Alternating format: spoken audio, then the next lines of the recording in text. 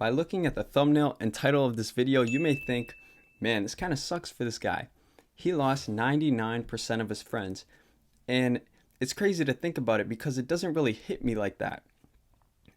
The way I see it, I still feel the same. I'm still happy. I'm the same person. But the thing is, I just talk to a lot less people. And in doing that, I feel like my life has taken a change for the better. It's almost like, this sounds kind of harsh, but taking the liabilities out of my life. Because if I think about it, and if you think about it, most of the people who you talk to on a daily basis, they may not be your true friends. With me, my story is this. I was going through high school. We'll go back a year to grade 12, okay? I'm still in grade 12, but back at the start of the year, we would actually go into school. Now, when I was in school, what I would do is I'd walk down the halls and I'd be the kid who would talk to 3-4 people on the way to his locker. Now, these could be people in my classes or people I'm meeting for the first time. I bump into them in the halls and we start a little conversation, right? But the thing is, when I was in school, everything was good. I would talk to a lot of people. I was pretty popular. I was pretty social. But the thing was that when I left, when everything turned to online, you kind of realize who your true friends are. The true friends are the ones who are going to hit you up. They're the ones who are going to stick by you, and they're the ones who are going to make sure you're okay. But the thing was, because I was talking to so many different people, it was almost not low, shallow conversations, but the thing was you couldn't really get to a super deep level because since you're talking to so many different people, you don't develop a true sense of trust with each person. And so as everything transitioned to online, a lot of people didn't really hit me up. It was only because I was there in person that they were there talking to me. Now, that's a little story about how I lost 99% of my friends, but the story doesn't end there.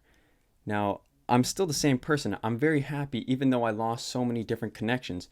And a reason for that is because I found new friends.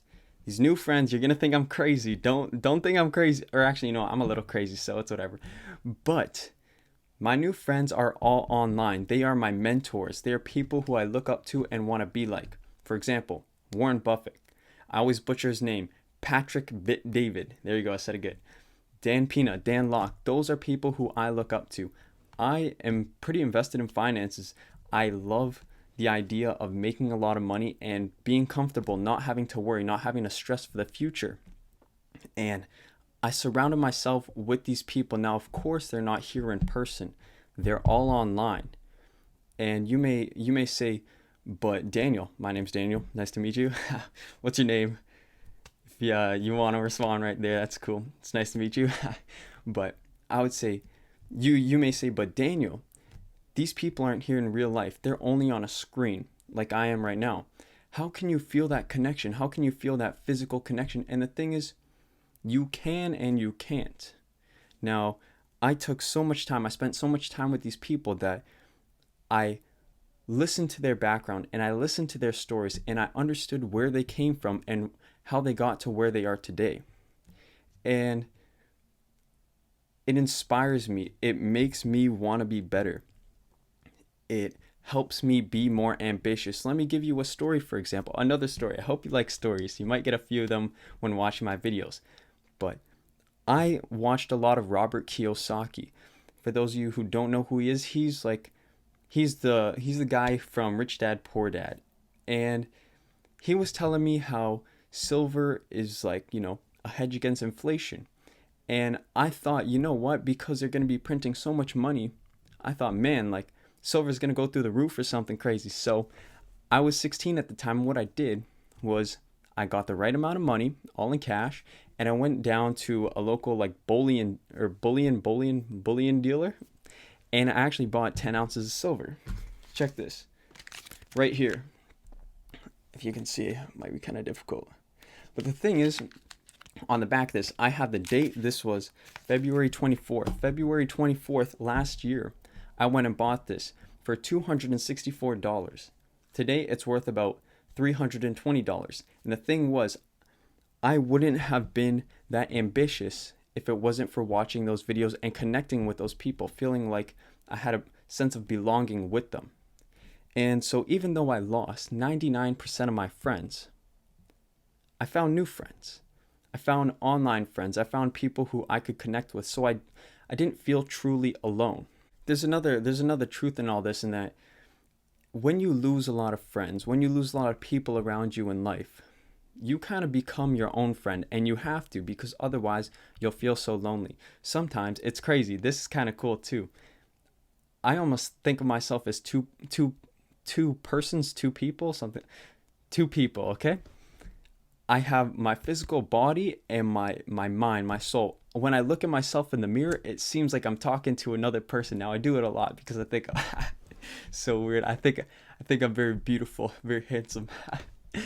Maybe you guys disagree, but that's just the way I see it. When I'm talking to myself in when I'm talking to myself in the mirror, it's someone who I can relate to, someone who I can tell anything to, and so I feel like I found a friend in myself. So my advice for you in this video, let's say you don't want to cut off 99% of the people you know, and you really shouldn't, because you should value all those interactions what you have with a lot of other people. But what I would say is to keep a circle of true friends. Keep a circle that's small, maybe like 3 to 5 people, because these will be the people who you can tell anything to. These will be your go-to people. Obviously, you'll have yourself, but it's good to connect and hear opinions from other people, perspectives that you might not have thought of before. My hope for this video is that in me sharing my story about how I talked to basically 99% less people in my life, that it wasn't as lonely as you may think. As long as you take the steps to better yourself, you find people around you that can help you. Keep your circle small. Keep it with people that you trust and that you truly want to be around, that are actually going to make you better and propel your life forward, not backward. And take the time in your life to be grateful for what you have, for the social interactions you have now, you'll have in the future, everything around you, the roof over your head, the air you breathe. That way you'll feel a lot more happy, a lot more grateful for your situation. And who wouldn't want to be a little bit more happy, right? So that's something to think about as well. All right, so I hope you enjoyed this video. I hope you enjoyed a few of my stories that I told, and I hope you realize that in talking to less people, it's not always a bad thing. It can be a good thing for you. Maybe you want to give it a shot. That's up to you. Now, I'm Daniel. You're watching DBX Insights, How to Think There. I hope you have a good day, and take care, guys.